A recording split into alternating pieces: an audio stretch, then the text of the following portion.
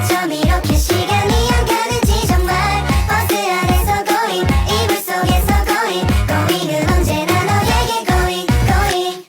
Assalamualaikum warahmatullahi wabarakatuh. Waalaikumsalam warahmatullahi wabarakatuh. Apa kabar teman-teman semuanya? Baik, Kak. Baik.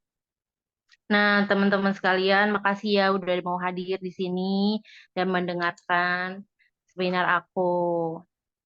Nah, sekarang aku tuh ingin menjelaskan tentang mental health atau kesehatan mental teman-teman. Karena kita tahu ya pentingnya itu menjaga keseimbangan emosional dan psikologis kita sendiri gitu ya. Nah, teman-teman sekalian juga pasti udah nggak asing nggak sih dengan kata-kata mental health atau kesehatan mental? Iya, Karena karena seringnya kita lihat di sosial media banyak orang-orang yang melukai dirinya sendiri karena mentalnya sedang tidak sehat. Bahkan ada juga yang memilih untuk mengakhiri hidupnya karena mentalnya itu tidak sehat gitu teman-teman. Terus juga kita juga sering nggak sih nemuin teman-teman bahkan teman-teman terdekat kita itu juga yang harus pergi ke psikolog atau psikotes karena mereka merasa diri mereka itu sedang tidak baik-baik aja gitu. Nah, makanya di sini, ayo mari kita bersama untuk mengetahui dan mencari tahu apa sih itu kesehatan mental dan ciri-cirinya. Nah, apa itu mental health? Mental health adalah kondisi kesejahteraan emosional, psikologis, dan sosial individu. Ini mencakup kemampuan seseorang untuk mengelola stres, menjalin hubungan yang sehat, beradaptasi dengan perubahan kehidupan, serta merasakan, memahami, dan mengatasi emosi. Kesehatan mental ini juga mempengaruhi cara kita berpikir, merasa, dan bertindak dalam menghadapi kehidupan.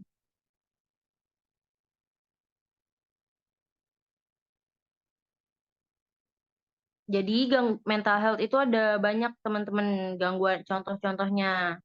Yang pertama itu depresi, gangguan kecemasan, gangguan gangguan bipolar, gangguan kecanduan dan penyalahgunaan zat seperti alkohol dan narkotika, gangguan makan seperti anoreksia nervosa, bulimia nervosa, dan binge eating disorder. Nah, buat yang kalian nggak tahu, apa sih itu anoreksia nervosa? Anoreksia nervosa itu adalah gangguan makan yang serius dan berpotensi mengancam nyawa, ditandai dengan penurunan berat badan yang ekstrim atau kegagalan untuk mencapai kenaikan berat badan yang diharapkan pada masa pertumbuhan. Nah, kalau misalkan bulimia nervosa itu kebalikannya dari anoreksia nervosa. Jadi kalau bulimia nervosa itu kenaikan berat badan secara terus-menerus gitu, teman-teman. Selanjutnya itu ada gangguan stres post-traumatik atau PTSD, lalu gangguan kepribadian seperti borderline atau antisosial, gangguan perkembangan anak, krisis psikologis seperti krisis kejiwaan atau pemikiran bunuh diri, gangguan kesehatan mental pada lansia itu seperti masalah kesehatan mental pada lansia, demensia, depresi, dan gangguan kecemasan. Nah, ada beberapa faktor-faktor internal yang mempengaruhi kesehatan mental, teman-teman. Yang pertama itu faktor genetik dan biologis. Jadi, ternyata kesehatan mental itu bisa dipengaruhi oleh faktor genetik juga loh, yang diwariskan dari orang tua kita. Terus juga ketidakseimbangan di otak itu juga dapat berkontribusi pada masalah kesehatan mental. Lalu yang selanjutnya itu pola pola pikir dan emosi. Cara seseorang berpikir dan merespon emosi itu dapat mempengaruhi kesehatan kita secara keseluruhan, teman-teman. Jadi pikiran negatif, terus ketidakmampuan kita mengelola stres itu juga dapat menyebabkan gangguan mental. Lalu yang terakhir itu pengalaman hidup. Seperti pengalaman traumatis, kayak kita mengalami pelecehan, eh, kehilangan, atau peristiwa kehidupan yang sangat menegangkan itu juga dapat berdampak besar pada kesehatan mental seseorang, teman-teman. Kalau tadi faktor-faktor internal, nah ini faktor-faktor eksternalnya yang mempengaruhi kesehatan mental. Yang pertama itu lingkungan sosial dan keluarga. Jadi dukungan sosial dari keluarga, teman, dan komunitas itu sangat penting untuk kesehatan mental kita. Sebaliknya, kalau misalkan kita punya banyak permasalahan dalam keluarga, terus permasalahan di lingkup pertemanan, itu tuh juga dapat meningkatkan resiko gangguan mental gitu, teman-teman. Terus tekanan pekerjaan dan sekolah, lingkungan kerja yang stres atau kayak tekanan akademis tuh kayak misalkan kita punya banyak tugas, itu tuh juga bisa mempengaruhi kesehatan mental kita teman-teman. Karena kan kita kan kelelahan secara emosional gitu ya, jadi sering eh, stres gitu. Nah, kondisi ekonomi dan ini tuh kondisi ekonomi itu menurut saya paling banyak menjadi penyebabnya gitu ya. Karena kan menurut saya keamanan finansial itu berperan penting dalam kesehatan mental teman-teman. Karena kalau misalkan kita pengangguran atau kita kesulitan keuangan itu dapat menyebabkan kecemasan dan depresi. Seperti yang viral baru-baru ini, banyak sekali orang yang memutuskan untuk mengakhiri hidupnya karena dia punya utang di pinjaman online dan tidak bisa melunasinya gitu ya teman-teman. Terus yang terakhir itu kesehatan fisik. Kayak kondisi kesehatan fisik kita yang buruk atau kita punya penyakit kronis itu juga dapat mempengaruhi kondisi mental kita. Jadi rasa sakit yang terus-menerus, terus keterbatasan fisik seperti maaf cacat gitu, itu juga kan bisa menyebabkan kita stres ya. Terus jadi kita terlalu emosional gitu. Selanjutnya itu kita kan juga harus tahu ya, emang apa sih tanda-tandanya gangguan kesehatan mental tuh gimana aja gitu ya. Untuk gejala umumnya tuh ya paling kita ngerasa sering ketakutan atau kekhawatiran yang berlebihan. Terus kita juga ngerasa perasaan bersalah yang nggak berkesudahan gitu. Terus perubahan mood atau suasana hati yang drastis. Terus kita tampak menarik diri dari teman dan lingkungan sosial. Kelelahan yang signifikan, energi menurun, atau mengalami masalah tidur. Nah, ini tuh juga kita bisa lihat dari tanda-tanda perilakunya.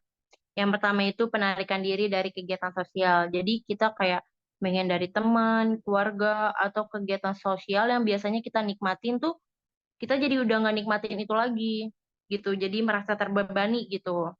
Terus juga perubahan drastis dalam pola makan atau tidur. Jadi kayak kita makan terlalu banyak atau makan terlalu sedikit, terus juga tidur terlalu banyak atau tidur terlalu sedikit gitu. Terus kesulitan berkonsentrasi. Kita itu sulit gitu teman-teman untuk berkonsentrasi atau fokus pada saat kita mengerjakan tugas atau pekerjaan sehari-hari kita gitu.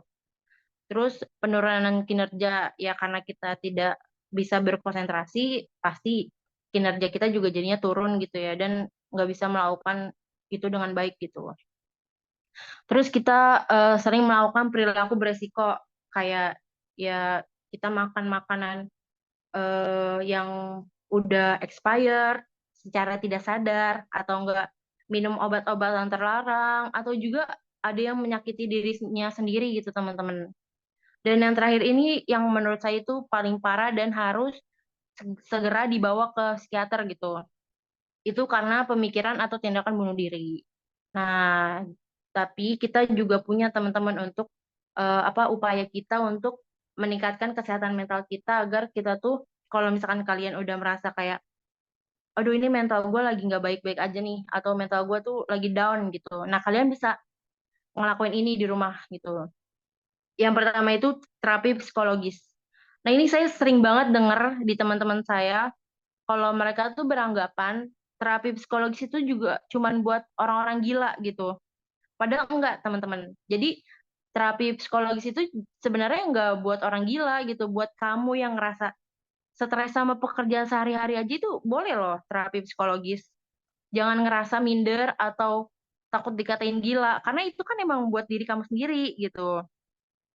Atau mungkin kalau misalnya emang kamu nggak mau ke psikologis, kamu boleh meditasi. Meditasi itu bisa loh dilakuin di rumah. Kayak kamu diem diri aja gitu selama 2 menit. Itu tuh udah termasuk meditasi, teman-teman. Terus yang ketiga itu olahraga dan menjaga kesehatan fisik. Olahraga paling mudah itu jalan kaki. Jalan kaki itu udah termasuk olahraga dan menurut aku ya itu juga udah bisa membuat pikiran kita lebih seger gitu. Karena kita kan jalan dan ngelihat pemandangan yang lain gitu. Terus mengatur pola. Terus yang terakhir itu adalah menghindari kebiasaan buruk kayak begadang gitu. Begadang itu kalau bisa ya kalian hindari lah gitu. Jangan sering-sering begadang karena begadang itu juga bisa buat kita jadi nggak sehat ya. Dan itu tuh ada istilah, kalau sehari kita begadang itu sama aja kita memangkas hidup kita sehari di dunia. Itu berarti kan bahaya banget gak sih teman-teman? Iya, betul. Selanjutnya, ya kan bener kan? Kalau kalian mikir emang peran dukungan sosial itu penting gitu ya buat biar kita biar menjaga kesehatan mental kita gitu ya. Karena nih teman-teman ada penelitian yang menunjukkan bahwa dukungan sosial dikaitkan dengan hasil kesehatan mental yang lebih baik, kayak memiliki support system yang kuat. Itu tuh dapat memberikan dorongan, harapan dan rasa pemberdayaan kita gitu. Dalam beberapa kasus itu bahkan dapat membantu mencegah atau mengurangi efek penyakit mental loh. Kita punya teman yang mendukung, ada tempat untuk kita cerita ke orang itu gitu. Jadi kan kita kan bisa membagi beban kita ke orang itu gitu. Jadi kita kan tidak merasa terlalu stres gitu.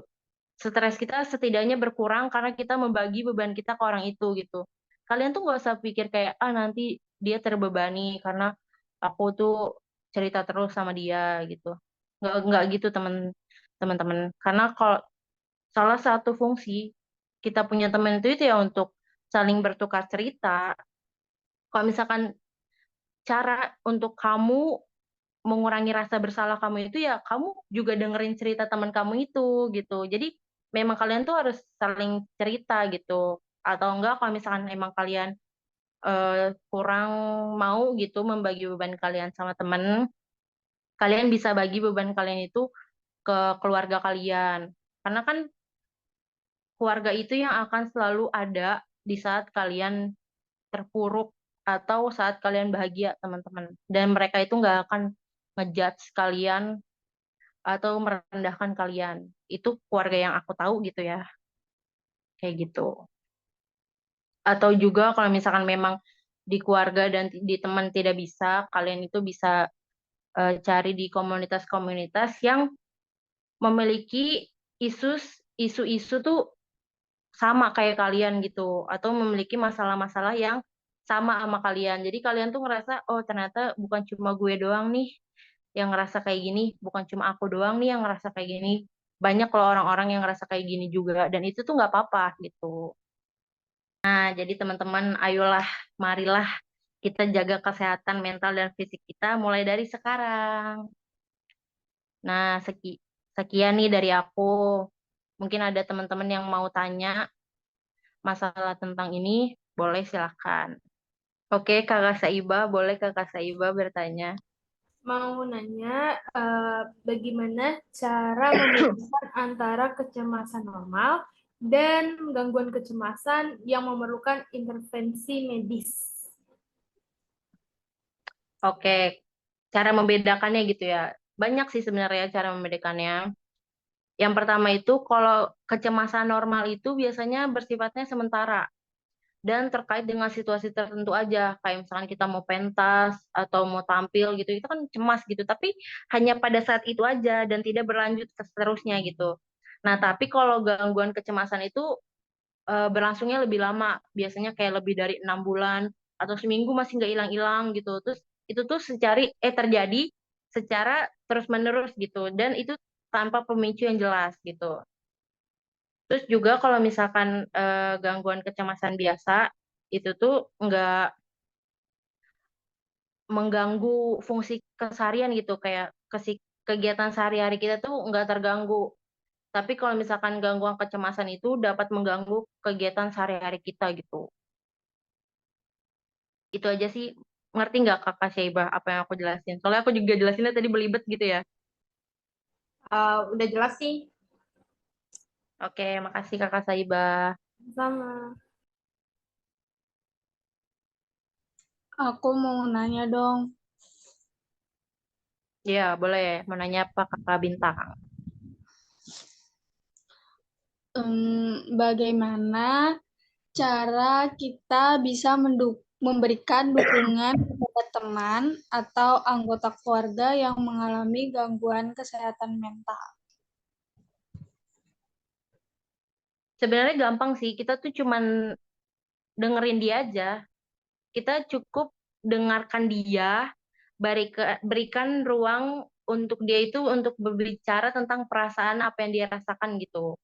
Terus tanpa menghakimi ya. Terus karena cuma dengarkan dia doang itu juga udah termasuk menunjukkan rasa empati kita gitu ya.